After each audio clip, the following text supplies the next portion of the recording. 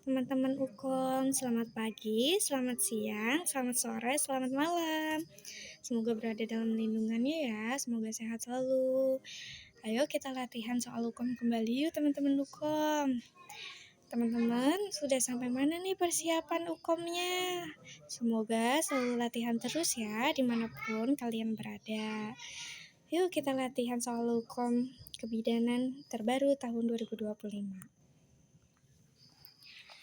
Soal yang pertama, seorang remaja perempuan berumur 15 tahun diantar ibunya datang ke bidan praktik mandiri. Ibu mengatakan bahwa anaknya di rumah mudah menangis, sering merasa cemas, dan mudah frustasi, serta bersikap lebih agresif. Apakah perubahan yang terjadi pada kasus tersebut? A. Inteligensi. B. Fisik. C. Adaptasi. D. Abstrak. E. Emosi. Menurut teman-teman Ukom, yang mana nih jawaban yang paling tepat? Silakan dikunci ya jawaban yang tepat. Kita langsung ke pembahasan. Kunci masalahnya adalah perubahan sikap remaja. Perubahan yang terjadi dalam perkembangan remaja adalah yang pertama A. Perubahan kejiwaan atau emosi. Yang pertama sensitif. Perubahan sikap remaja mudah menangis, cemas, frustasi, dan tertawa. Yang kedua, agresif dan mudah bereaksi terhadap rangsangan luar yang berpengaruh sehingga mudah kayak terbawa suasana gitu loh. Berkelahi. B. Perkembangan inteligensi. Yang pertama, mampu berpikir abstrak dan senang memberi kritik. Dua, ingin mengetahui hal-hal baru sehingga muncul perilaku ingin mencoba. Penyelesaiannya, kasus yang dialami oleh remaja tersebut dilihat nih dari tanda-tanda perubahan yang tadi. Mudah menangis, sering merasa cemas, mudah frustasi, serta bersikap lebih agresif merupakan tanda-tanda dari perubahan emosi. Berarti jawaban yang tepat adalah E, emosi. Lanjut ya teman-teman. Soal yang kedua, seorang perempuan umur 54 tahun datang ke klinik dengan keluhan sudah tidak mengalami menstruasi, malas berhubungan seksual dengan suaminya karena sering merasa nyeri. Pertanyaannya, perubahan apakah yang terjadi pada kasus tersebut? Yang A, peningkatan PSH, B, peningkatan estrogen, C, peningkatan suhu, D, atrofi urogenital, E, uterus hipertrofi. Kunci ya jawabannya teman-teman. Pembahasannya, kunci masalahnya, nyeri saat berhubungan seksual pada masa premenopause. Meningkatnya hormon PSH dan LH serta rendahnya estrogen menyebabkan perubahan pada alat genitalia. Meliputi liang senggama terasa kering, lapisan sel liang senggama menipis, yang menyebabkan mudah terjadi infeksi kandung kecing dan infeksi liang senggama. Daerah sensitif makin sulit untuk dirangsang saat hubungan seksual, dapat terjadi nyeri, dispareunia, dan sulit mencapai orgasme. Lemahnya penyangga alat kelamin bagian dalam menyebabkan terasa kurang enak sekitar liang senggama yang terasa turun menonjol dalam bentuk tonjolan kandung kencing, sistokel, tonjolan dinding belakang, rektokel, dan mulut rahim terbuka. Kepuasan berkemih dan buang air besar semakin berkurang, seolah-olah masih terdapat sisa. Ini menurut teori Manuaba 2009. Penyelesaiannya, pada kasus perempuan usia 54 tahun sudah tidak mengalami menstruasi, malas berhubungan seksual dengan suaminya karena sering merasa nyeri, merupakan perubahan fisik yang terjadi pada masa premenopause yang disebabkan oleh meningkatnya hormon PSH dan LH serta menurunnya hormon estrogen. Jadi jawaban yang paling tepat itu A ya teman-teman. A itu peningkatan PSH. Soal selanjutnya, Nyonya J, usia 23 tahun, datang ke bidan praktik mandiri dengan keluhan sudah tidak menstruasi dalam waktu 1 bulan terakhir dan juga mengalami mual muntah terutama di pagi hari.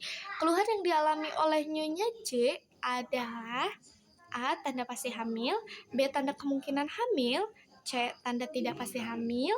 D. Tanda dugaan hamil. E. Tanda awal kehamilan. Kalau menurut teman-teman pembacaan saya terlalu cepat, teman-teman boleh di pause dulu ya teman-teman. Jawaban yang tepat adalah, kita baca dulu teorinya. Kunci masalahnya nyeri saat maaf. Kunci masalahnya perubahan sikap remaja. Perubahan yang terjadi dalam perkembangan remaja adalah sebagai berikut. Maaf, teman-teman salah. Ini aja ya. Nah, ini. Maaf ya teman-teman. Recordnya malam soalnya, jadi agak-agak pusing dikit. Kunci masalahnya tanda kehamilan. Menurut Rukia 2009, gejala tanda kemungkinan hamil keluhan pasien antara lain amenorrea, mual dan muntah, mengidam, pingsan, memaik menjadi tegang dan membesar, anoreksia, sering miksi, konstipasi, obstipasi, hipertrofi dari papila gusi, epulis, perubahan pada perut, serta keputihan. Penyelesaiannya, keluhan Nyonya J yaitu sudah tidak menstruasi dalam 1 bulan terakhir dan juga mengalami mual muntah. Mual muntahnya tadi terutama di pagi hari ya, termasuk dalam tanda kemungkinan kehamilan. Baru kemungkinan ya teman-teman, soalnya tadi kan mual muntahnya di pagi hari ya.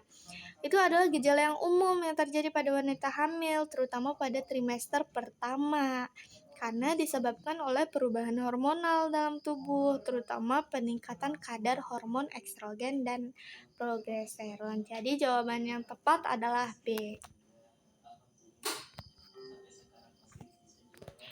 Selanjutnya, Nyonya Ki, usia 20 tahun, G1P0A0, hamil 28 minggu, datang ke bidan praktek mandiri untuk memeriksa kehamilannya dan mengeluh nyeri punggung. Hasil pemeriksaan, KU ibu baik, tanda-tanda vitalnya dalam batas normal, tinggi fundus uterusnya normal, tidak ada tanda kelainan. Konseling yang dapat diberikan oleh bidan adalah, jadi pertanyaannya adalah konseling yang cocok. Konseling untuk ibu kehamilan yang pertama, usianya 28 minggu, mengeluh nyeri punggung. Yang A, gizi ibu hamil, B, pola istirahat ibu hamil, C, pola aktivitas ibu hamil, D, ketidaknyamanan ibu hamil, E, tanda bahaya pada kehamilan. Menurut teman-teman yang cocok, yang tepat yang mana nih dari antara A, B, C, D, dan E?